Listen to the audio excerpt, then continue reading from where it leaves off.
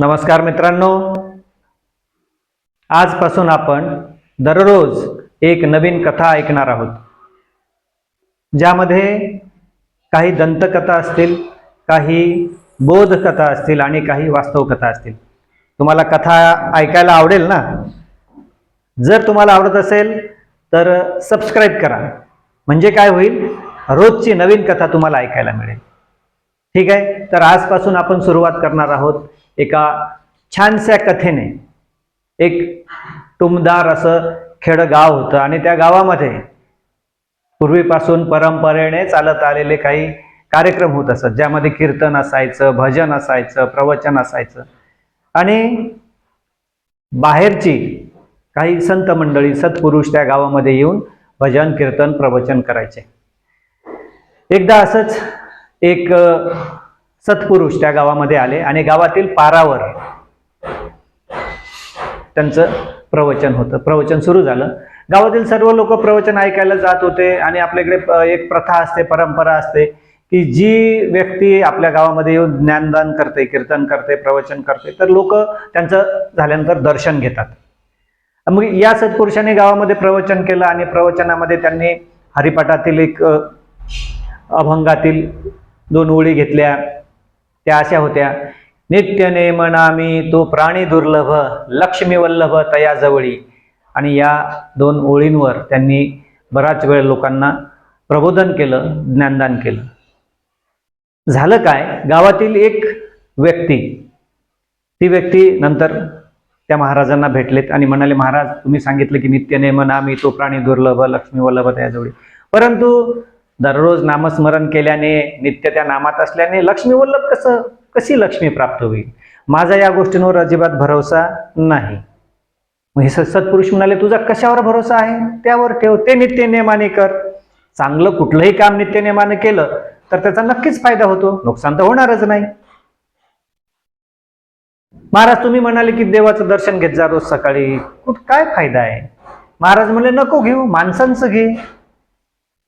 अरे, माणसांचं घ्यायला तर आमच्या गावात माणसं कुठं चांगले आहेत? महाराज म्हणाले, ठीक आहे, तुझ्या या बोलण्यावरून माझ्या लक्षात आलं की तुमच्या गावात माणसं चांगले नाही. याचा अर्थ तुमची बघण्याची दृष्टी चांगली नाही. तुम्ही दृष्टी बदला आणि शोधा, गावामध्ये चांगले माणसं मिळतील. ते म्हणले, नाही हो, काय सांगा, आमचं गाव एवढं, तुम्हाला सांगून उपयोग नाही महाराज. आमचं गाव आम्हालाच माहिती, आमच्या गावात एकही व्यक्ती चांगली नाही. महाराज म्हणले, शोधा, एखादी मिळेल, असेल एखादी व्यक्ती चांगली. ते म्हणाले, नाही.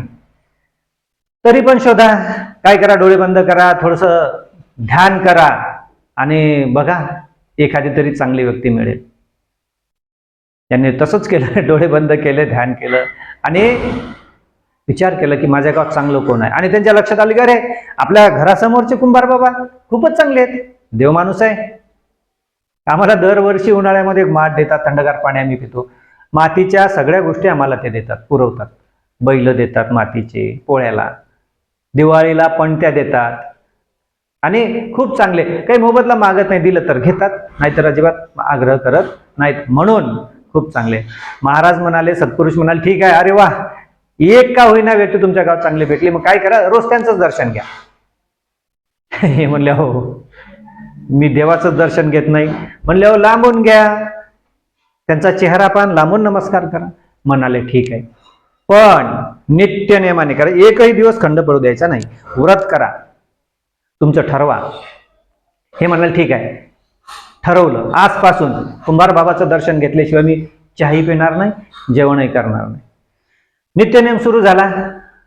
रोज सकाळी उठल्याबरोबर त्या कुंभार बाबाचं नमस्कार करायचे आणि आपल्या कामाला लागायचे. तर हे गोष्ट त्या कुंभार बाबांना माहीत नव्हती. परंतु एक दिवस काय झालं, ते कुंभार बाबा घरी दिसले नाहीत. यांनी पाहिलं, चक्रा मारल्या, परंतु दिसले नाही. थोडा वेळ झाला, तास झाला, 2 तास झाले. म्हणले, अरे, भूक लागली, घरीच जाव. घरी गेले आणि विचारलं, कुठं आहे कुंभार बाबा, कुठं आहे? ते म्हणाले, अहो, ते माती आणायला गेले. कुठे? आपलं जुना बुरुज, मागचं जुनं गाव आपलं. बापरे, कधी येणार आहेत? म्हणलं, सायंकाळी. घरी आले, विचार केला की आता सायंकाळपर्यंत उपाशी राहायचं का, आपण तिथं जाऊ. तिथं गेले, त्यांचा माग काढत काढत गेले. कुंभार बाबा आपली बुरुजाची माती त्यांचं काम चालू होतं माती भरून ठेवणे. जसे जसे ही व्यक्ती त्या बाबाच्या जवळजवळ जात होती, तसं तसं योगायोग काय झाला, योगायोग जुना बुरुज होता. जुन्या काळामध्ये चोराच्या भीतीने सोनं वगैरे काही मोहर असायचे लपून ठेवायचे. ते लपून ठेवलेल्या कोणाच्या तरी यांना खोदता खोदता सापडल्या. बघा, योगायोग आहे. आणि ही व्यक्ती त्यांच्या जवळ जाण्याची आणि ते सापडण्याची एकच झालं. ते सापडल्या कुंभारबाबांनी मागं पाहिलं. अरे बापरे, तुम्ही कसं काय आले? म्हणले नमस्कार. यांचा नियम त्यांना नमस्कार करण्याचा. त्यांना ते सापडलं, ते गडबडून गेले. म्हणाले काय करा, कोणाला सांगू नका, आपण हे दोघं जण शेअर करू, अर्ध अर्ध वाटून घेऊ. मग ते काय सापडलेलं ते त्या दोघांनी अर्ध अर्ध वाटून घेतलं. ही व्यक्ती घरी आली आणि घरी आल्यानंतर विचार केला की एक साधी गोष्ट आहे की मी कुंभारबाबाचं दर्शन घ्यायला गेलो तर ही अनवधानाने गोष्ट घडली, मला त्याचा फायदा झाला. जर हेतू पुरस्पर जर मी एखादं चांगलं काम ठरवलं आणि नित्य नेमाने ते काम करत गेलो तर त्याचा नक्कीच चांगला फायदा होईल. मित्रांनो, कथेचा बोध हाच आहे की एखादं काम ठरवून जर तुम्ही नित्यनेमानं चांगलं काम जर नित्यनेमाने करत असाल तर त्याचा नक्कीच फायदा होतो. या कथेला अनेक पैलू आहेत, या कथेमधून अनेक बोध निघतात. ते बोध कोणते ते तुम्ही मला सांगायचं आहे. कथा आवडल्यास लाईक करायचंय.